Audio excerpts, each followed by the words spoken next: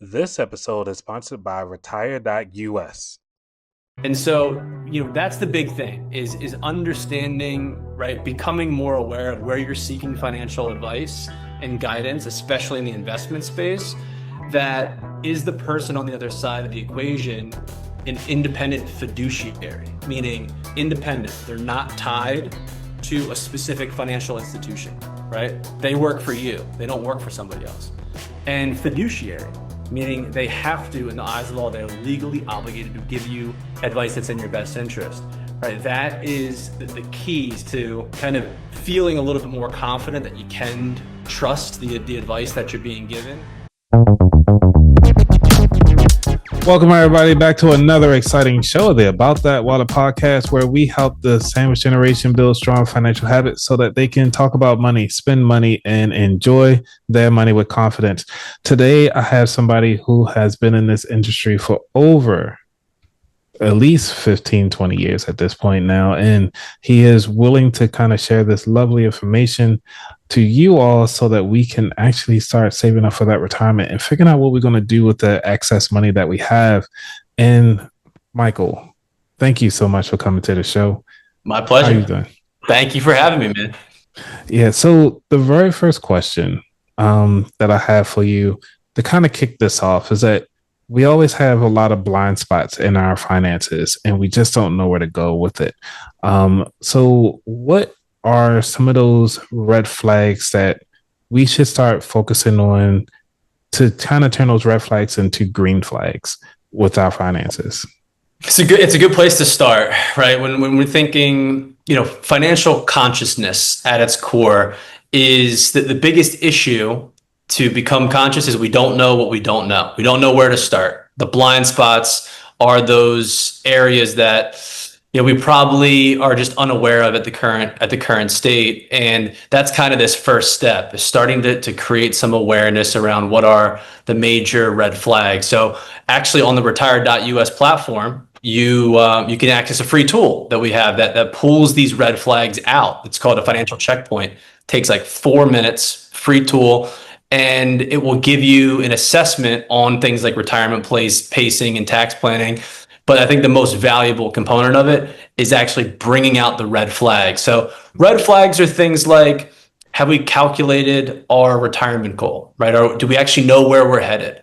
That huge red flag, right? If we're just saving arbitrarily without knowing where we're headed, how do we possibly know what that investment account should be doing? What types of rates of return it should target? How much risk should be associated with it? How much we should be saving into it, right? So that's a major red flag. The investments being out of alignment, or our market risk being too high, or our inflation risks being too high, things that we're just not consciously taking a look at on a regular basis that can really hurt us in the long run if we're not aware of it. So the best way to turn them into green flags is, first, you got to list them out. You got to find them. You got to figure out what are the ones that are really applying to you, because it's going to be different, right, depending on who you are.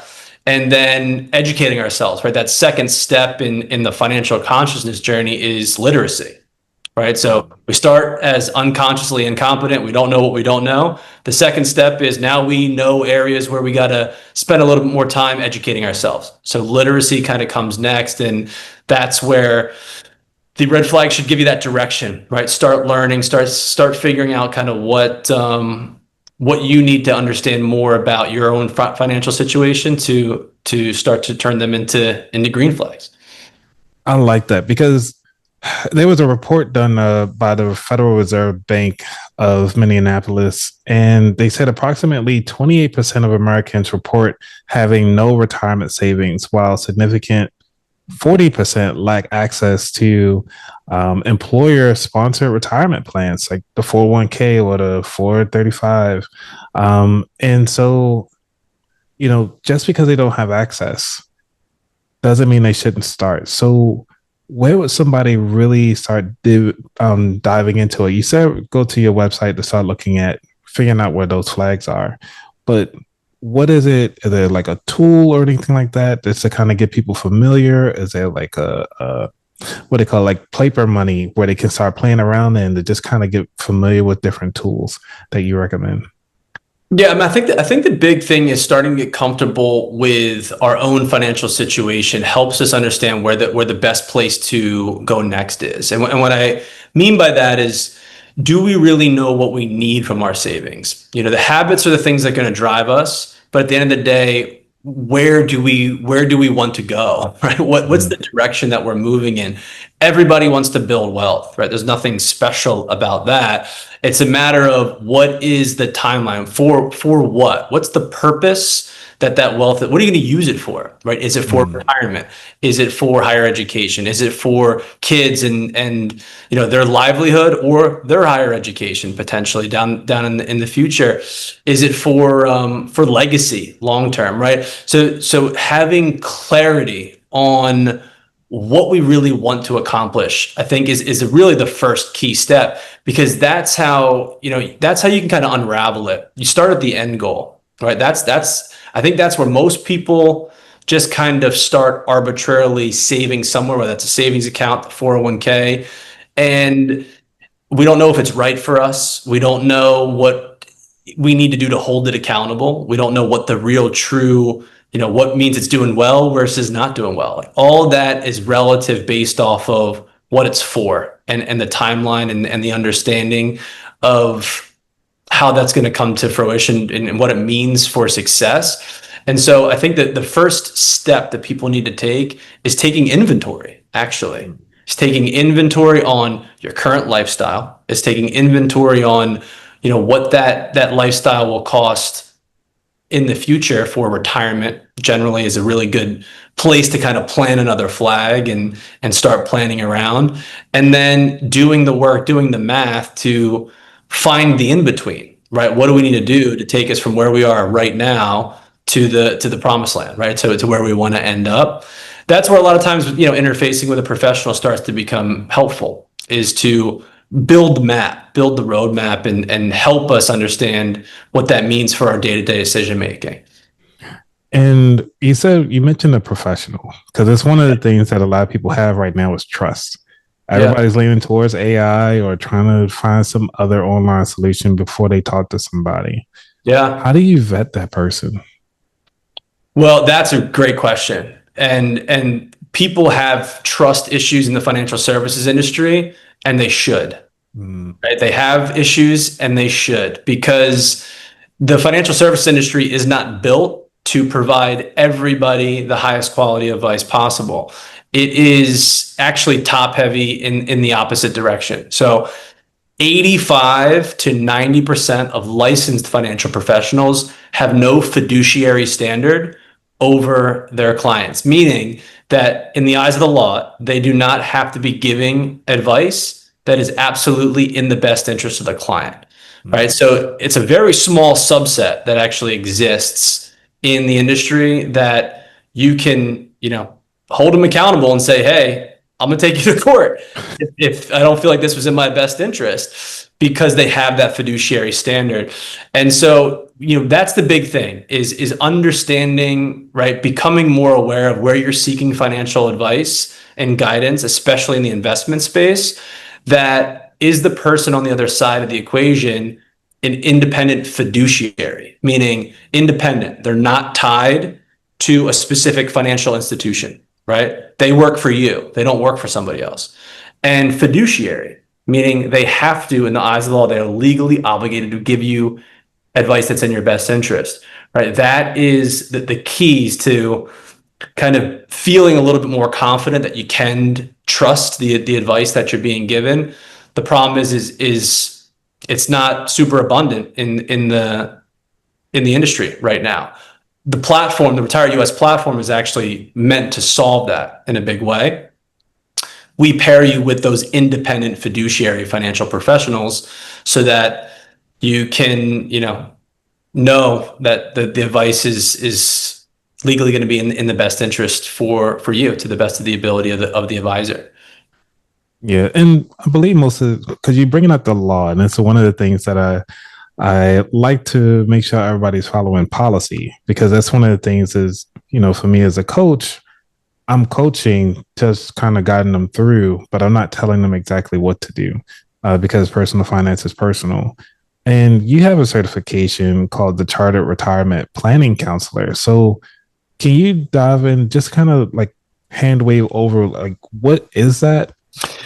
Yeah, another great question. That I'm pretty far removed now from the direct day-to-day financial planning, acting as the CEO of Retire.us. However, the credentialing, I've been in this industry for 15 years at the same standpoint. So the credentialing comes in that there's a handful of designations and credentials you can get. Charter Retirement Planning Counselor is one of them, where there's more of a focus on retirement planning and strategy and building systems for retirement. Certified financial planner is another one. That's the highest designation really in the field. And that is all encompassing, from taxes to legacy to Wow.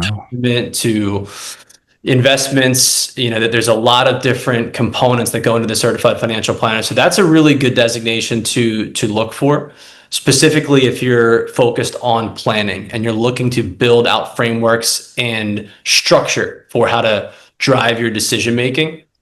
So yeah, those are some good designations to look into. But then there's also security licensing, right? So financial planners need to be licensed with the series 7, the series 6. One of those two is series 65, series 66.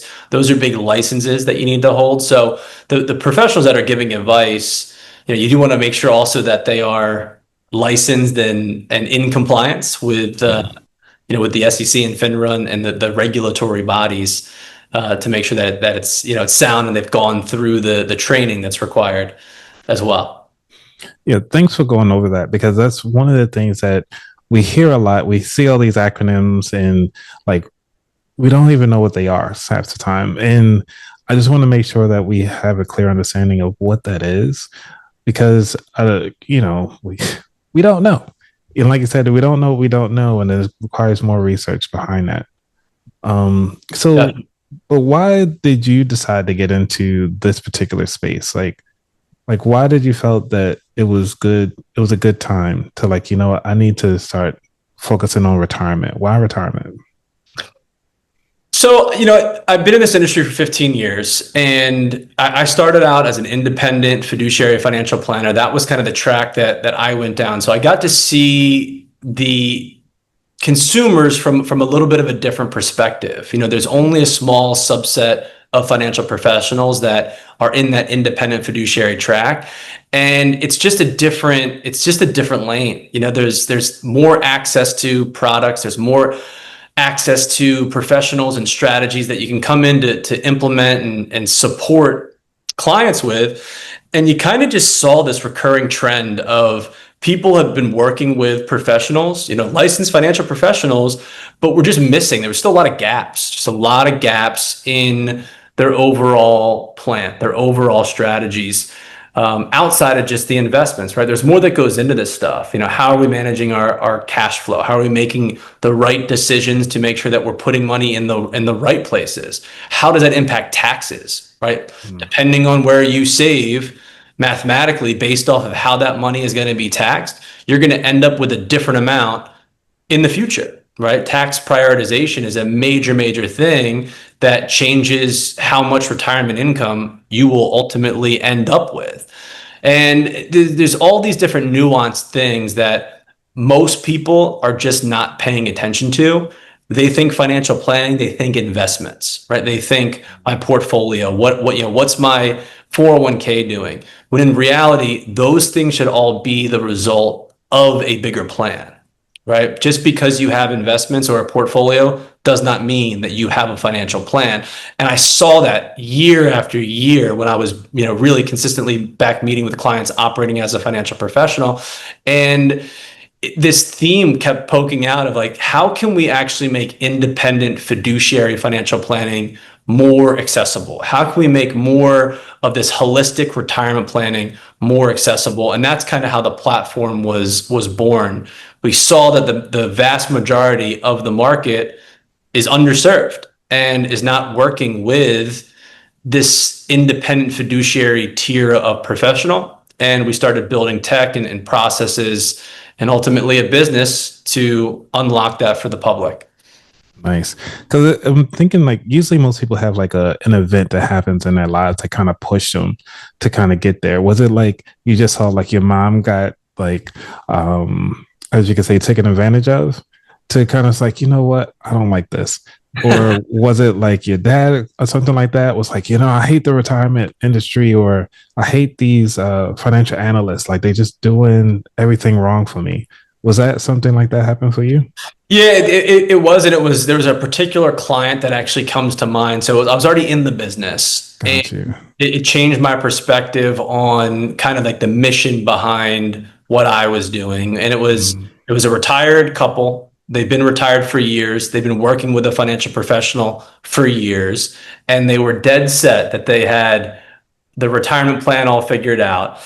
And after sitting down with them and reviewing things, there was two key things that were just aha moments of wow, I really need to do a better job and make it a little bit more of a mission to have people take a deeper look at what they actually already have, because their quote unquote retirement plan across 5 different accounts, everything was in one mutual fund. Right. So the professional Wow. put everything in, it was all the same fund across all accounts. But these people were retired for many years, and they thought that, so no diversification, ton of unnecessary risks. And the second thing was the husband had a pension. He had a pension from his retirement. So they weren't touching a lot of their savings because the pension was covering most of the expenses, including Social Security. Like they were good, they were comfortable. But when we did a deeper dive, that pension, if anything happens to the husband, that income completely stops. The wife gets nothing, Wow. right? And so huge thing that needs, a lot of financial planning. A lot of times you're planning for the worst and hoping for the best, right? If things are happening positively in the market and you're positively invested, you're going to capture those gains. But if the negative happens and you're not prepared for it, right, we're going to fall to the level of the systems that we have in place. And if we have no system that is meant to account for these things, or in this client's case, an unexpected death in the household dramatically changes everything. All of a sudden, 2 Social Securities turn to one, and that one pension disappears. And then what's going to happen? And all of the savings is in one mutual fund. So, that was kind of I left that meeting. Fortunately, we were able to restructure things for them, set a lot of different things and safeguards in place to protect. Even if something happens to the husband, now there's still income and things that will be there for the surviving spouse. Leaving that was like, I kind of approached things a little bit differently, where like before that it was about, I'm an entrepreneur, I got to build my business. It's kind of that I think that typical entrepreneurial perspective of, Hmm. business first and a little bit more driven by the financial gains that come from business. Whereas that was kind of the flip moment where I was like, I need to save some of these people that are out there and make sure that they are in a good spot. Like I need to make sure people are protected and that their financial situation actually is in good standing. And for me, back when I was in the financial planning world, building out a financial planning practice, that was kind of, now that became my why, right, in the business. And then that's what's kind of bled into the platform, right? That's kind of become the why. What if we could build tech? What if we could build a platform to connect people with independent professionals and make it easy, make it cost effective, right? Not make it thousands and thousands of dollars, or have you required to have, hundreds of thousands or millions of dollars to access these professionals. What if we could create a better way to impact people on scale? And that, that's how we've gotten here to retire.us and the platform itself. That's amazing. And thank you again for creating such a great platform, easy to use and making it accessible. One of the things that I'm thinking of now is a lot of my listeners have kids, and they trying to find the best way to kind of align their finances so that they can make sure that their kids have a solid financial future, Yeah. in a sense of like, though the kids never asked for it, it's just that the parents, it's almost like that duty to kind of make sure that they make this happen. Is there um is there something in place right now that you would suggest that they do?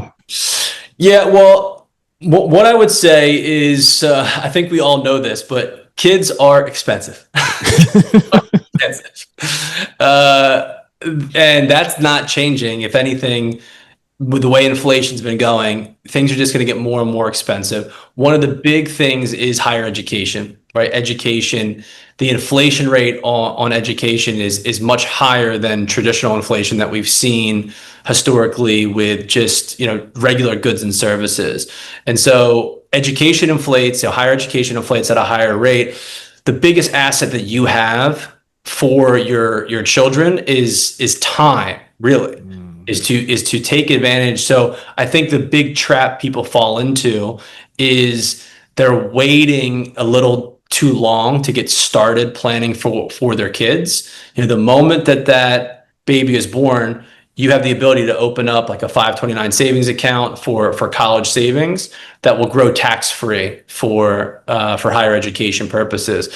And even just getting started in that, when they're 6 months old versus waiting until they're 6 years old has a massive difference. And so a lot of times what I've seen really been successful for people to plan for the future is, in lieu of having a bunch of different gifts and things for birthdays for the kids, like trying to get maybe one big gift, having people combine, everybody contribute to this pool instead of having a 100 gifts that come through, or maybe that's exorbitant, but 10, 15 toys that they're not going to be able to play with all of them, and it can be kind of wasteful.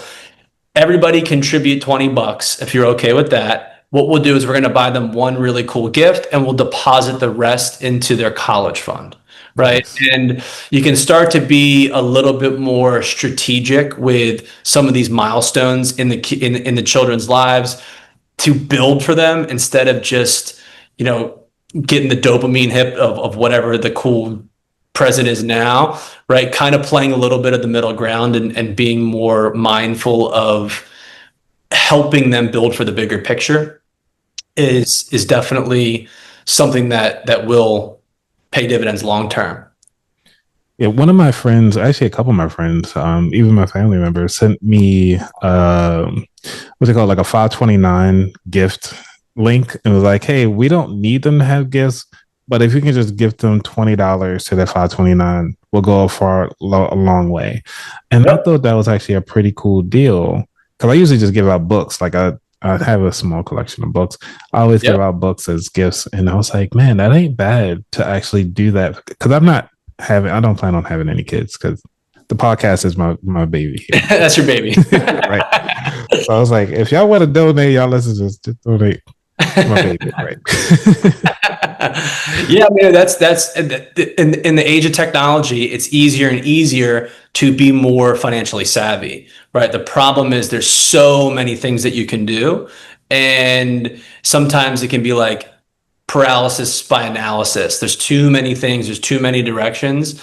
So having a specific lane in mind, like that's a really great opportunity. The 529s these days, there's a link where external parties can contribute. Boom, there you go. Yeah, I'm solved. too easy. And so we come out to the third segment here, which is the futures. And this is where we kind of talk about the future for you as a business, or even you yourself in your personal life. So where do you feel that, what areas of focus that you feel you have to grow? Well, right now, in the personal life, where I need to grow most is in that parenting side. So we're going down that track. We have a baby expected in December, my wife and I. Congrats. So first, thank you very much. Thank you, man. It'll be our first. So I'm right now in that stage of unconsciously incompetent. I don't know what I don't know, and we've started to now schedule different classes and start to build out the list of the documentaries and the books and things that we need to educate ourselves on to just get prepared. I'll tell you, I mean, the putting together the baby registry was like, nice. So I'm looking at this thing where both of us were like, what is half of this stuff? Like, it's just when you're not in that world, it's all new. And I know that correlates for a lot of people with the financials. They feel that same level of overwhelm. It can be overwhelming when you're just kind of dipping your toes in. And so, we're on that journey now to start, peeling it back and educating ourselves, right? Becoming literate in parenting and what all those steps mean. So on the personal side, there's a big driver for me now and a lot of incentive for me to really start to master those that domain of parenting and understand all the things that go into it. On the business side, we're really looking to master tech and grow as a tech company. In this age of artificial intelligence, there is so much opportunity for us to create more and more accessibility for people and reduce more and more friction in the process of becoming more financially conscious and financially healthy. And there's just a big initiative on what we're doing for the platform to make things simpler for both the consumer and the financial professional, and Nice. really create just more and more impact through the platform and through the technology itself. Because I want to go back to, your planning for the new addition to the family. Has the money conversations changed where like y'all have like a small baby fund now, or what is that like now? Yeah, it definitely has shifted things because you're thinking through other layers of expense that just never were there before. When it comes to childcare and support, that stuff isn't cheap, and then obviously just supplies, another mouth to feed into the equation, more space actually in the house, right? Where we're in an apartment right now that is not going to be suitable and doesn't have enough space for us to have a child plus support that would be required. So it's opened up a ton of more forecasted planning conversations of, all right, let's align the vision. So what does this really look like? Thinking through the timeline. Here's where the baby comes. Here's when maternity leave ends. What's the next? What's the next step? What's the next step in terms of where's the support coming from? It's is it going to be coming from family? Probably somewhat, but we're also going to probably need to supplement that, which is going to cost money. So we're kind of in that stage right now of we're mapping it out. We're starting to forecast out, what are the things, but it all starts with our vision, right? It's the same thing for anybody with your own personal finances. Defining the vision of what does it actually look like 5 years from now, 3 years from now, 1 year from now, 6 months from now. Having clarity on those things is the only way to then get clarity on the financial and the actual mathematics that go into the equation. So we're right there. It's early stages, but we're moving. That's nice. The reason why I asked, because some might be a new parent that's listening and was like, well, I never thought about, should I actually start putting money away? And from one of my buddies, he's on the second child, and he said the best advice is to get everything you need to get done now before the baby comes. Yeah. Because he was like, once the baby comes, it's here, and that's your bread and butter right there. That's your soul, all in. So I was like, congratulations to you. I'm living vicariously for everybody else because man, congrats again. Thanks, man. I appreciate that. Is there anything that you want to leave the audience before we dive into the final 4 questions? No, let's get it. All righty.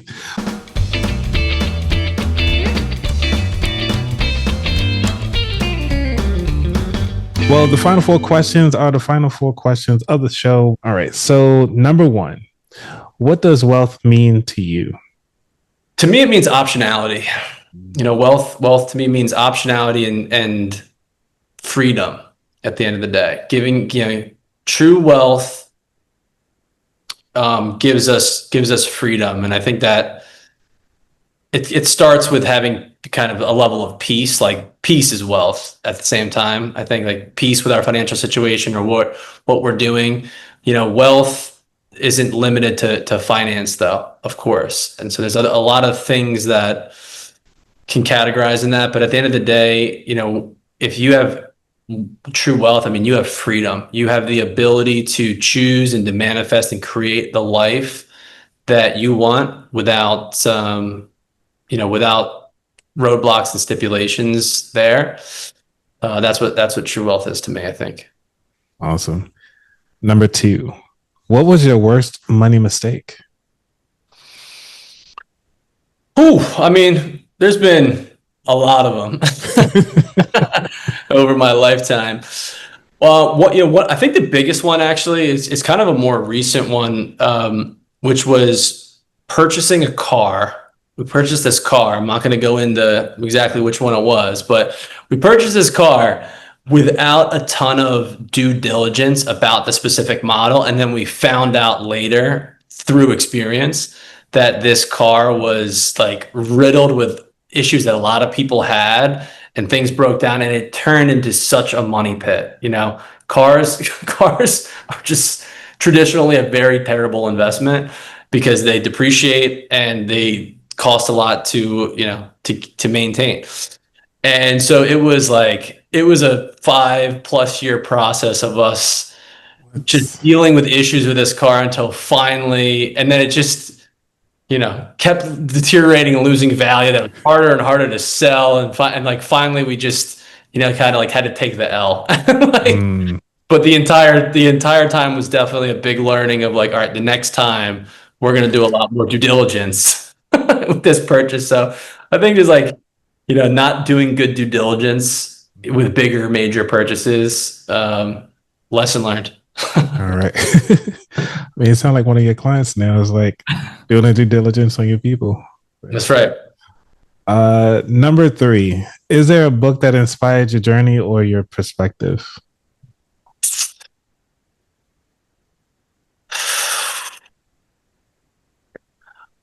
It's probably there's a handful that come to mind. Atomic Habits by James Clear is one that I think has been in more recently impactful. Becoming conscious of our habits and really understanding the power of habits. Where do they come from? Right, our human nature and how we can have better awareness and understanding of the things that make and break us. Right, habits either make us or they break us. But the thing is, as human beings, we are creatures of habit. Fact, right? Nothing will change that. And so we're either creating habits consciously, and those habits are moving us towards our goals or our ideal vision for our life, or they're moving us further away from it. And that book really helped me get a better grasp and understanding of how it all kind of works. I like that. It's an awesome book. Yeah. That's what kind of got my show going. It's good. It's good. If the audience hasn't read it, definitely check it out. It's an impactful one for sure. Number 4, what is your favorite dish to make?